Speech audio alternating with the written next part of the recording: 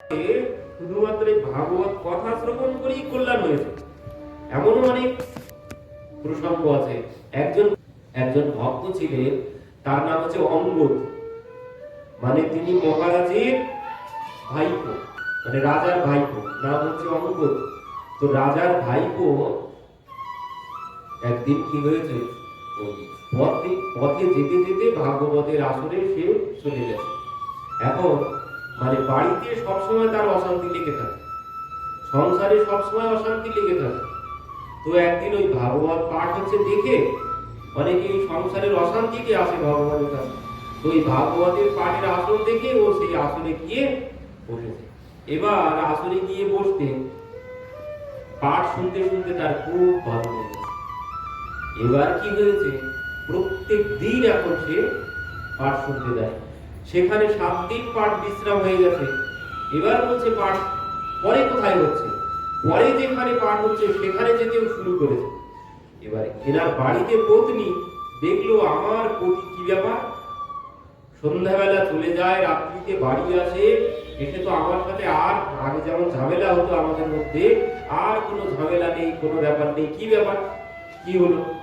এখন কিছুদিন পর একদিন এনার পত্নী ওই পতি কোথায় যায় দেখতে যাও, তো পিছনে পিছনে বেরিয়েছে।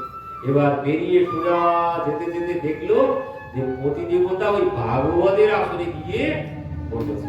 পত্নীও ভাবলেন তাহলে পতি যখন এখানে বসেছে তো সেও একদম বড় ঘন্টা টেনে সেও বসে পড়েছে। এবার সেও শুনতে শুরু করেছে। শুনতে শুনতে কি হলো, তারও খুব ভালো লেগে গেল। এবার পাঠের মাঝখানে যে গান শুরু হয়েছে, সবাই নাচতে শুরু করেছে। এবার এদিকে পতিও তো নাচছে, ওদিকে পত্নীও দূরে বসেছিল, সেও থাকতে না পেরে সেও নাচতে শুরু করেছে। এবার নাচতে নাচতে যখন এই ঘন্টা সরে গেছে মাথাতে, ঘন্টা যেই সরে গেছে, দুজনার দেখা হয়ে গেছে। কি ব্যাপার, তুমি এখানে? পত্নী বলছে তুমি এখানে? বলছে না, আমি দেখতে গেছিলাম তুমি কোথায় যাও প্রত্যেক দিন, তো সেই জন্য আমি এসেছিলাম আজ দেখতে। তো এবার কি হলো, সেই ভাগবতের আসরে এসে দুইজনাই একদম পরম ভক্তে পরিণত হয়ে গেল। তাদের আর কোনো ঝামেলা সংসারে নেই। একদিন কি হয়েছিল, এই রাজার সঙ্গে অন্য রাজার যুদ্ধ বেঁধেছিল। তো ইনি যুদ্ধে গিয়েছিলেন, ভাইপো, রাজার যিনি ভাইপো, সেও যুদ্ধে গিয়েছিল। যুদ্ধে গিয়ে সেই রাজা হেরে গেছে। হেরে যাওয়ার পর সেখান থেকে যত সম্পদ লুট করে এনেছে, সেই সম্পদের মধ্যে একটি হীরা পেয়েছে। তো এই ভক্ত ইনি শুনেছেন পাঠের মধ্যে কলিযুগের ভগবান হচ্ছে কে, কলিযুগে ভগবান কোথায়, কলিযুগে ভগবান কোথায় আছে, কলিযুগে ভগবান জগন্নাথ, কলিযুগের ধাম। তো ইনি পাঠে শুনেছেন, তো একবার তো জীবনে অন্তত একবার জগন্নাথ দর্শন করতেই হবে, কারণ কলিযুগের ভগবান হচ্ছেন জগন্নাথ, কলিযুগের ধাম জগন্নাথ। যদি সারা জীবনে একবার অন্তত দর্শন না হয় তার জন্য বিফল। এই কথা শ্রবণ করে সেও চিন্তা করেছে যে আমি জগন্নাথ দর্শনে যাব। তো যাবো, তো ওই যখন ওই রাজার সম্পদ লুট করছে সেখানে একটি ওই হীরা পেয়েছে। তো এই হীরা দেখে ইনি ভাবছেন যে এই হীরাটি আমি জগন্নাথে যাব, যখন জগন্নাথকে গিয়ে এটি দান করব। তো এবার কি হয়েছে, সেই মানে সব সম্পদ রাজকোষে দিয়েছে, দিয়ে ওই একটা সম্পদ ওই হীরাটি ইনি নিজে রেখে দিয়েছে। সঙ্গে সাথী যারা ছিল তারা দেখেছে, দেখে মহারাজকে বলছেন, মহারাজ আপনার ভাইপো একটি সুন্দর চকচকে দেখে পাথর, সেটি কি আমরা তো বুঝতে পারিনি, তো দেখেছি আপনার ভাইপো নিয়ে নিয়েছে। এবার মহারাজ কি করবে, আর তো কিছু বলতে পারছে না। মহারাজ ভাবছে বহু মূল্যবান বিষয় না হলে তো নেবে না, মূল্যবান বিষয় পাথর হয়তো নয়, হীরাই হবে। তো মহারাজ মোটামুটি একটা কল্পনা করেছেন, তো এখন নিয়ে কি করে ওর কাছ থেকে বলতেও আছেন না। তো মহারাজ কি করেছে, ভাইপোকে মেরে ফেলার ষড়যন্ত্র করছে, মেরে ফেলার ষড়যন্ত্র করে তাকে ওই বিষ খাইয়ে মারার ব্যবস্থা করেছে। তো এবার ওই যে মানে ওকে যে খেতে দেয় সে হচ্ছে মহারাজেরই বোন। তো এবার বোনকে সব বলে দিয়েছে যে তুই খাবারের সাথে বিষ দিয়ে। তো এবার সে প্রত্যেকদিন খাবার দেয়, আজও খাবার দিয়েছে। এবার কি হয়েছে, ওই যে বনে যে বোন খেতে দেয়, ওই বোনের ছোট্ট একটি 7-8 বছরের কন্যা ছিল। এবার সে ইনি কি করেছে, এখন ওই খেতে গিয়ে আগে ওই ওকে দেয়, ছোট্ট যে কন্যা ওকে খেতে দেয়। এবার আজ যেই খেতে বসেছে, প্রত্যেক দিন ও আসে, আজ আসছে না, কি ব্যাপার, ও কোথায় গেল? তো রাজার বোন বলছে সে বাড়িতে নেই, বাবার বাড়িতে গিয়েছে, নানান রকম বলতে যে আমি তো ওকে না হলে ভোজন করবো না। কেন ওকে না হলে ভোজন করবে না কেন? আমি ওকে ছাড়া কিছুতেই ভোজন করতে পারবো না। আমি ওই দেবী রূপে ওকেই আমি ভোগ লাগাই, ভোগ লাগিয়ে তারপরে আমি ভোজন করি। এই কথা শ্রবণ করে তার তো মন গলে গেছে, তার মন গলে গেছে, মানে রাজার বোন বলছে তুমি এইভাবে আমার মেয়েকে খেতে দাও? যে হ্যাঁ, আমি তোমার মেয়েকে খেতে না দিয়ে আমি কিছুতেই ভোজন করতে পারবো না। আর এই কথা শুনে সে থালাটা নিয়ে চলে গেছে। তোমাকে আজ এগুলো ভোজন করতে হবে না। যেই থালা নিয়ে চলে যাচ্ছে, কেন তুমি থালা নিয়ে চলে যাচ্ছ? যে দেখো তোমাকে আজ এগুলো ভোজন করতে হবে। কেন? যে এতে বিষ মেশানো আছে, বিষ মেশানো আছে। যে হ্যাঁ, এই খাবারে আজ বিষ মেশানো আছে, তো এই জন্যে তোমাকে আজ ভোজন করতে হবে না। তো বলছে এই বিষ মেশানো খাবার তুমি ভগবানকে বিষ মিশিয়েই দিয়েছিলে? যে হ্যাঁ, আমি বিষ মিশিয়েই ভগবানকে দিয়েছিলাম। তো বলছে তাহলে তুমি থালা আমাকে দিয়ে দাও। ভগবানকে যখন তুমি এই বিষ মিশিয়ে তারপর ভোগ লাগিয়েছো, তাহলে ওটি আমি গ্রহণ করবো, তুমি আমাকে দাও। মানে আগে ভগবানের ভোগ লাগো। তো এই জন্যে ভগবানকে যখন ভোগ লাগানো হয়েছে তুমি আমাকে দিয়ে দাও, তখন সে তো কিছুতেই দেবে না। ইনি জোর করে সেই বিষ মাখানো খাবার গ্রহণ করলেন। কিন্তু কি হলো, যত গ্রাস গ্রহণ করছেন, আস্তে আস্তে তার দিব্য জ্যোতি বাড়তে শুরু করছে, দিব্য জ্যোতি বাড়তে শুরু করছে। এই হচ্ছে ভগবানের প্রসাদের মহিমা। প্রসাদ যদি ভগবানের ভোগ লেগে যায়, সেখানে আর কোনো বিচার হবে না, আর কোনো বিচার করা যাবে না। বিচার করলে অপরাধ হবে, বিচার করলেই অপরাধ হবে। যদি প্রসাদ জ্ঞানে আমি গ্রহণ করতে পারি, তাহলে সেখানে যদি বিষও মেশানো থাকে, কোনোদিন কোনো কিছু অসুবিধা সেখানে হবে না। এমন কত প্রমাণ আছে। আরো একটি প্রমাণ ছিল, এক জায়গায় কি হয়েছিল, ভুল করে লবণের বদলে ওই সোডা দিয়েছে, ভুল করে লবণের বদলে ওই সার্ফ কৌটো, লবণের কৌটো পাশাপাশি ছিল, তো সেই সার্ফ দিয়ে রান্না হয়ে গেছে। এবার সেই ভোগ লেগে গেছে ভগবান। এবার সাধু সন্ত অনেক সেখানে এসেছে, আর সেই খাবার সব ভগবানকে ভোগ লাগানো হলো। পরবর্তীতে যখন জানা গেল রান্না হয়ে গেছে, ভগবানের ভোগ লাগানো হয়ে গেছে, জানা গিয়েছে যে লবণ যেটি দেওয়া হয়েছে, লবণের কৌটো তো পড়েই আছে, সার্ফের কৌটো খালি হয়ে গেছে। তার মানে রান্না যা হয়েছে, লবণের বদলে সব সার্ফ দেওয়া হয়ে গেছে। এবার এদিকে ভগবানের তখন ভোগ লাগানো হয়ে গেছে, সাধু সন্ত সব বসে গেছে। এবার যিনি রান্না করেছেন জানতে পেরেছেন, এসে বলছেন আপনারা দয়া করে কৃপা করুন, এই প্রসাদ কেউ গ্রহণ করবেন না। কেন?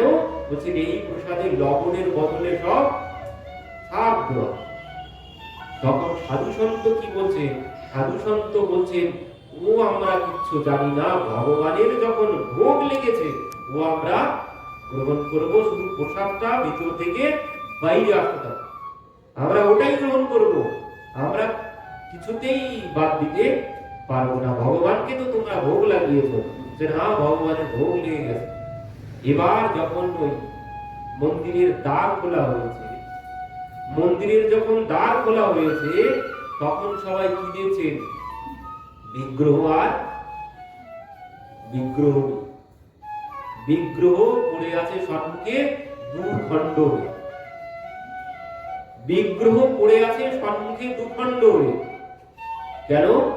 ওই খাবারের যত বিষক্রিয়া সব ভগবান গ্রহণ করেছেন, আর সেই বিষক্রিয়ায় ভগবানের শরীর দুখণ্ড হয়ে সম্মুখে পড়ে আছে। তো সেই প্রসাদ সমস্ত সাধু সন্ত সবাই গ্রহণ করলেন, কারও কোনো কিছু হয়নি। এই হচ্ছে মহাপ্রসাদের মহিমা। তো এই অঙ্গদ তিনিও সেই বিষ মাখানো খাবার গ্রহণ করলেন, তারও কোনো কিছু হলো না। পরবর্তীতে কি হলো? মহারাজ তো সেই হীরা কিছুতেই নিতে পারে না। মহারাজ হীরা নেওয়ার জন্য নানান রকম ব্যবস্থা করছে, কিছুতেই নিতে পারছে না।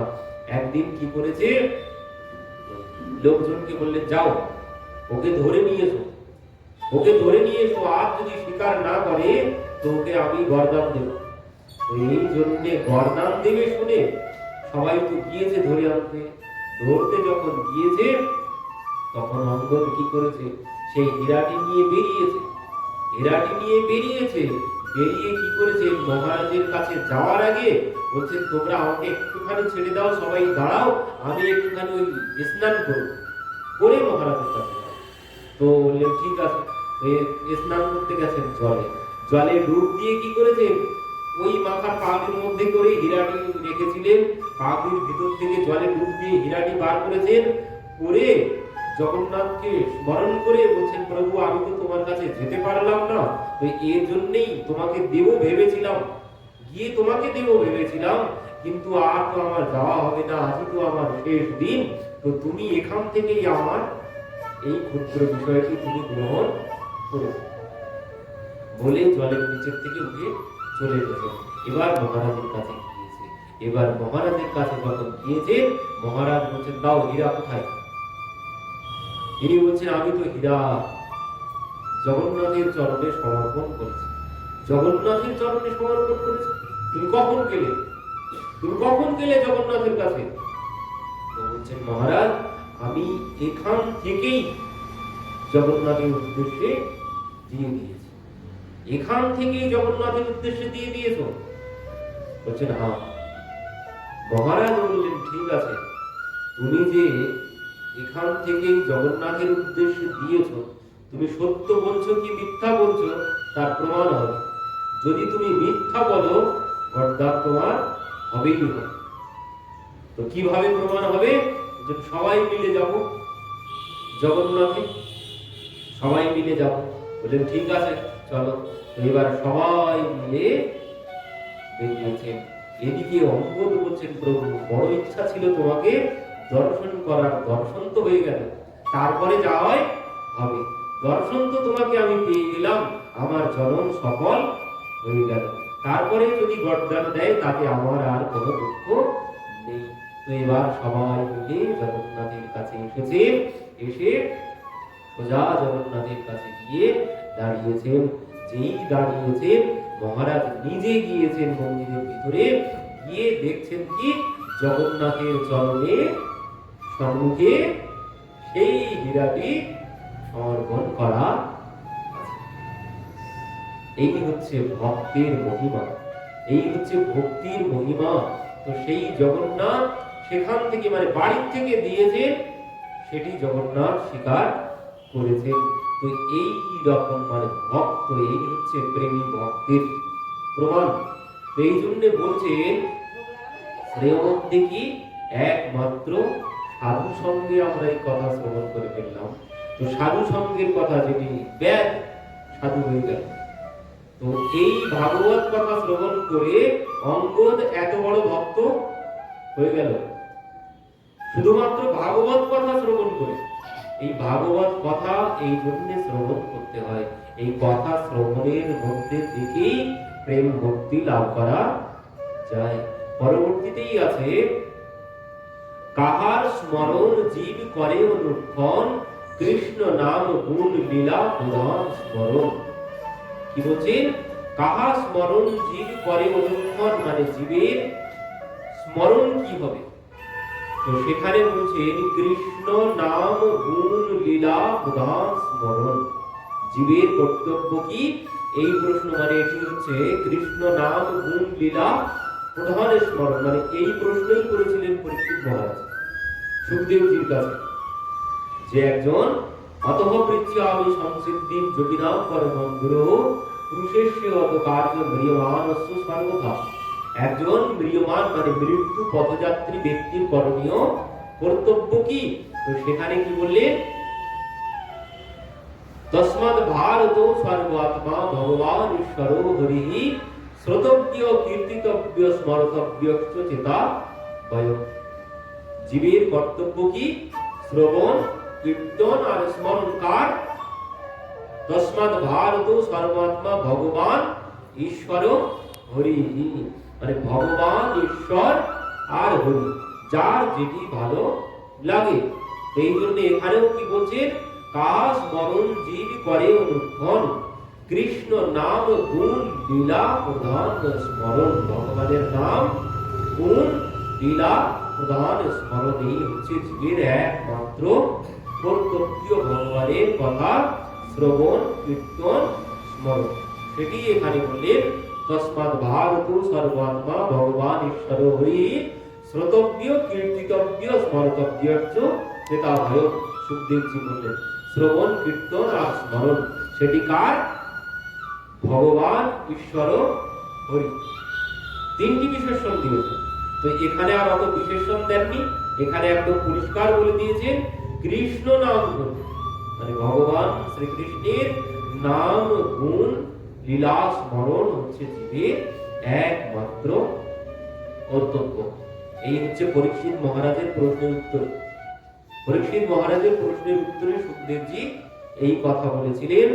আর বললেন এই যে স্মরণ কেন করতে হবে, শ্রবণ কীর্তনের স্মরণ কেন করতে হবে? বললেন যতদিন আমি থাকবো, যতদিন আমার এই শরীর থাকবে, ততদিন জীবের কর্তব্যই তিনটি। ভগবান ঈশ্বর হরি, মানে ভগবান ঈশ্বর হরি, যার যেটি ভালো লাগে। তিনটি বিষয়, তার মধ্যে কোনো পার্থক্য কিন্তু খুব একটা নেই, তবু আছে পার্থক্য, নেই তবু আছে। যেমন জল, বরফ, বাষ্প, যেমন পার্থক্য আছে জল, বরফ, বাষ্প। এই জন্য বলেছেন ভগবান ঈশ্বর হরি, যার যেটি ভালো লাগে। যদি কারো বরফ ভালো লাগে সে বরফ, যদি কারো বাষ্প ভালো লাগে সে বাষ্প, যদি কারো জল ভালো লাগে সে জলই গ্রহণ করবে। বিষয় কিন্তু এক জায়গা থেকেই সব আসছে। তো ঠিক তেমন এই জন্য তিনটি বিশেষণ দিয়েছেন। তো এখানে কোনো বিশেষণ দেননি, এখানে পরিষ্কার বলে দিয়েছেন কৃষ্ণ নাম গুণ লীলা স্মরণ হচ্ছে জীবের একমাত্র কর্তব্য, যতদিন এই শরীর থাকবে। কেন শ্রবণ কীর্তনের স্মরণ কেন করতে হবে? যতদিন এই শরীর থাকবে সদা সিদ্ধিও শ্রীমদ ভাগবত ভাগবতী বার্তা সুখদেবজি বলছেন। আর চৈতন্য চরিতামৃতে বলছেন শ্রীয়তম শ্রীয়তম নিত্যম, শ্রীয়তম শ্রীয়তম নিত্য, নিত্য শ্রবণ করো। কেন নিত্য, কেন শ্রবণ করতে হবে? বলছেন এই শ্রবণ করতে করতে, শ্রবণ করতে করতে কি হবে, মনের মধ্যে যখন বসে যাবে, এই শ্রবণ যদি আমি না করতে থাকি সর্বক্ষণ, যদি ওই মাঝে মধ্যে এক আধ দিন করি, ওতে কিন্তু আমার চিত্তে বসবে না, ভগবানের কথা চিত্তে বসবে না। যেই এখান থেকে 2-4 দিন আর আসবেন না, দেখবেন সংসার বসে যাবে। কিন্তু প্রত্যহ যদি শুনতে থাকি, সংসারের কথা আর চিন্তন হবে না। এখানে যেটি শ্রবণ করবো সেটি সর্বক্ষণ চিন্তন হবে। আর এই চিন্তন হতে হতে দেখবে আর সংসারের চিন্তা কিছুতেই আসবে না। সংসারের চিন্তা আর ভিতরে চিত্তে আর বসতে পারবে না। আর এভাবেই যদি আমি শ্রবণ কীর্তন স্মরণের মধ্যে ডুবে যেতে পারি, তাহলে কি হবে? বলছেন তাহলে সুখদেবজি বললেন সব শেষে এতন নিমিত্তমানানাম ঈপ্সিতম অকুত ভয়ম যোগিনাম নৃপনির্ণিতম হরের নামানুকীর্তনম। এই হচ্ছে উদ্দেশ্য। কি? এতন নিমিত্তমানানাম ঈপ্সিতম অকুত ভয়ম যোগিনাম নৃপনির্ণিতম। বললেন সবাই, সমস্ত সংসারী ঋষি মুনি যোগী যেই হোক, সবার কর্তব্য একটাই, কি অন্তে নারায়ণ স্মৃতি। একমাত্র কর্তব্য কি? অন্তে নারায়ণ। এই হচ্ছে একমাত্র এই মানব জীবনের লক্ষ্য। এই জন্য তোমাকে ভগবানের কথা শ্রবণ কীর্তন স্মরণের মধ্যে সর্বক্ষণ ডুবে থাকতে হবে। না হলে তুমি শেষের দিনে ভগবানের নাম করতে করতে যেতে পারবে। এটাই হচ্ছে একমাত্র লক্ষ্য। এই লক্ষ্যের জন্য সর্বক্ষণ তোমাকে এই শ্রবণ কীর্তনের মধ্যে ডুবে থাকতে হবে। বললেন যতদিন তুমি এই শরীর থাকবে ততদিন যদি তুমি এই শ্রবণ কীর্তনের স্মরণের মধ্যে ডুবে থাকতে পারো, তাহলে কি হবে? ওই সংসারের ত্রিতাপ তোমাকে আর স্পর্শ করবে না। তুমি আনন্দে থাকবে। যতদিন এখানে থাকবে ততদিন তুমি আনন্দে থাকবে। আর এরপরে কি হবে? যখন এই শরীর আর না থাকবে, এই সংসার ছেড়ে যখন তুমি চলে যাবে, তখন তুমি পরমানন্দ লাভ করবে। এখন আনন্দ লাভ করবে, আর এখান থেকে যখন চলে যাবে তখন পরমানন্দ লাভ করবে। এই জন্য তোমাকে এই শ্রবণ কীর্তনের স্মরণ এর মধ্যেই থাকতে হবে। না হলে ওই অন্তিমকালে ভগবানের নাম অত সহজে করা যায় না। যদি আমি সারা জীবন ধরে অভ্যাস না করি, সারা জীবন ধরে যদি অভ্যাস না করা হয়, মৃত্যুকালে ভগবানের নাম নেওয়া বড় কঠিন বিষয়। মৃত্যুকালে অত সহজে ভগবানের নাম আসে না। একজনা মৃত্যুকালে তার দুই ছেলে নাম রেখেছে। ছেলেরা তার ছেলেদের নাম রেখেছে রাম।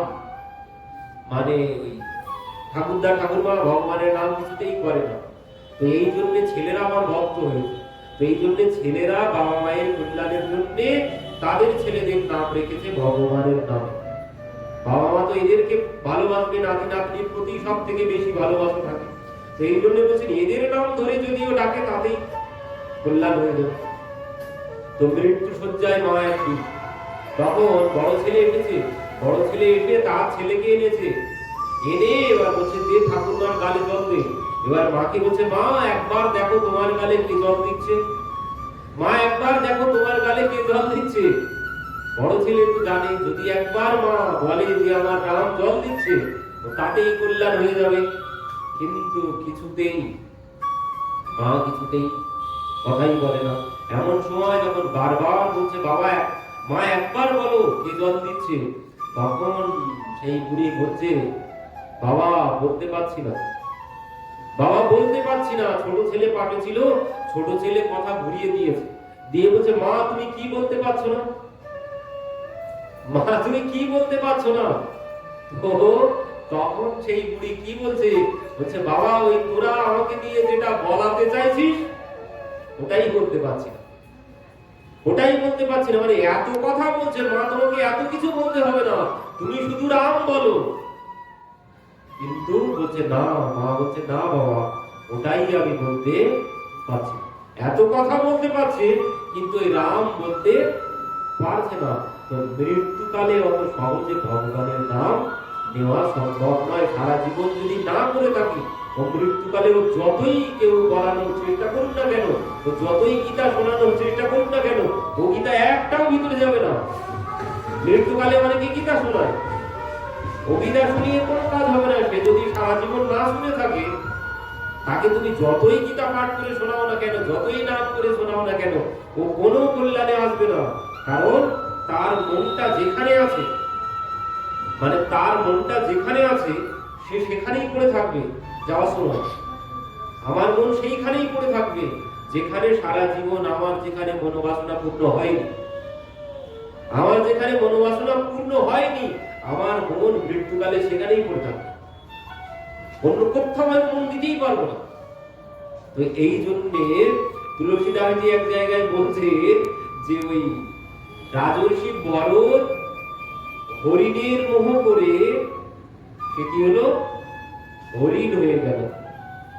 मरण काल में भी रहा मृग शावक का ध्यान, पुनर्जन्म में मृग हुए राजा मोह निदान। এই হচ্ছে মোহ। এই মোহের ফল রাজা হরিণ হয়ে গেল। মানে হরিণের মধ্যে মন দিয়েছিল, মৃত্যুকালে যেখানেই মন দেব আমাকে একদম সরাসরি সেইখানে নিয়ে যাওয়া হবে। মৃত্যুকালে আমি যেখানে মন দেব। তো তুলসীদাসজি বলছেন যে হরিণে মন দিয়েছে রাজর্ষি ভরত, তাতে মানে এক জায়গায়, আর অন্য কোথাও কিন্তু মন দেয়নি, এক জায়গায় হরিণে মন দিয়েছিল, তাই তাকে হরিণ হতে হলো। আর আমি যে কত জায়গায় মন দিয়ে রেখেছি, তার কোনো হিসাব আছে? তার কোনো হিসাব নেই। আমি যে কত জায়গায় আমার মনটাকে একটু একটু করে দিয়ে রেখেছি, কোনো ঠিক ঠিকানা নেই। তো বলছে, তো আমার গতি কি হবে? সংসারে গাড়ি বাড়ি অর্থ সম্পদ নাতি নাতনি কত জায়গায় আমার মনটাকে আমি দিয়ে রেখেছি, তো আমার গতি কি হবে? বলছে রাজর্ষি ভরত এক জায়গায় মন দিয়েছিল, দিয়ে সে হরিণ হয়েছে, আর আমার মন কত জায়গায় দেওয়া আছে আমি হিসেব করে বলতে পারবো না। আমার গতি কি হবে? আমার গতি কি হবে? তো এই মোহ, এই আসক্তি, এই মোহ আসক্তি থেকে বাইরে আসার জন্যেই কর্তব্য সর্বক্ষণ সর্বক্ষণ আমাকে এই শ্রবণ কীর্তন স্মরণের মধ্যে ডুবে থাকতে হবে। এই মোহ ছাড়া, এই মোহ ত্যাগ যদি না করতে পারি, এই মনুষ্য জন্ম বলে এই মনুষ্য জন্মের কোনো লাভ হবে না যদি এই মোহ আমি দূর করতে না পারি। এই মোহ দূর করার জন্যেই, এই মোহ দূর করার জন্যেই সংসারের প্রতি যে মোহ, এই মোহ দূর করার জন্যেই এই সর্বক্ষণ শ্রবণ কীর্তন আর স্মরণ এর মধ্যে আমাকে ডুবে থাকতে হবে। এই জন্যই বললেন যে জীবের একমাত্র কর্তব্য হচ্ছে ভগবানের নাম রূপ লীলা গুণের মধ্যে সর্বক্ষণ ডুবে থাকতে হবে। এটাই হচ্ছে জীবের একমাত্র কর্তব্য, এই ছাড়া অন্য কোনো কর্তব্য নেই। তো পরবর্তীতে বললেন কি? পরবর্তীতে বলছেন